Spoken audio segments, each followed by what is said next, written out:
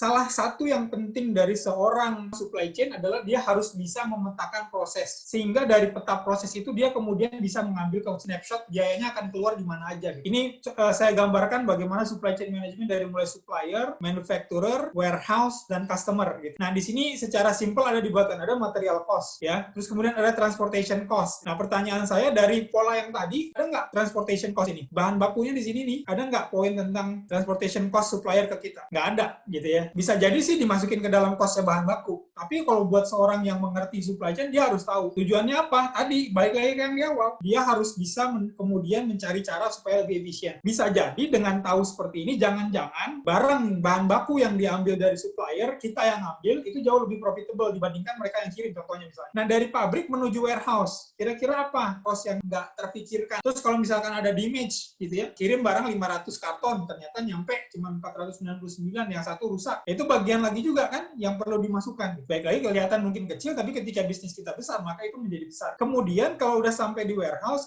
kirim ke customer. Nah, di customer ini juga banyak juga nih trik-triknya gitu ya. Bagaimana ketika kirim, di situ ada biaya truk ya. Bagaimana biaya truk itu sudah efisien atau belum biaya truknya. Dalam artian ukuran yang dipakai udah efisien atau belum. Kalau belum, berarti gimana caranya supaya bisa pakai truk yang efisien. Rate biayanya 1, tipe truknya 2, terus kemudian juga mungkin schedulingnya juga. Nah, hal-hal seperti itu nggak kelihatan gitu ya. Yang mungkin dalam bahasa simpelnya disebut sebagai hantu. Yang kalau kita tidak benar-benar mendrill dalam ke dalam, ya akhirnya menjadi beban kita gitu. Dan nggak ketahuan, nggak kelihatan.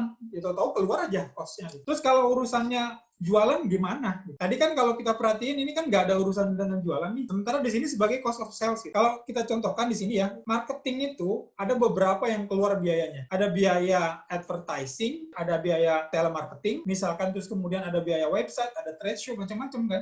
Kalau biaya misalkan di FMCG, nanti ketika masuk ke customer dia perlu rak tertentu yang harus bayar. Ke dalam store dia juga harus bayar. Atau mengharuskan ada promosi sehingga kita sebutnya sebagai trade spend di sana. Sehingga keluar duit. Itu kan semua cost untuk jualan. Di situ kemudian masuk sebagai bagian dari marketing cost. Ada hal-hal yang ketika kita pakainya HPP hanya seperti ini, itu tuh akhirnya ya tadi, kayak biaya hantu nggak keluar dia.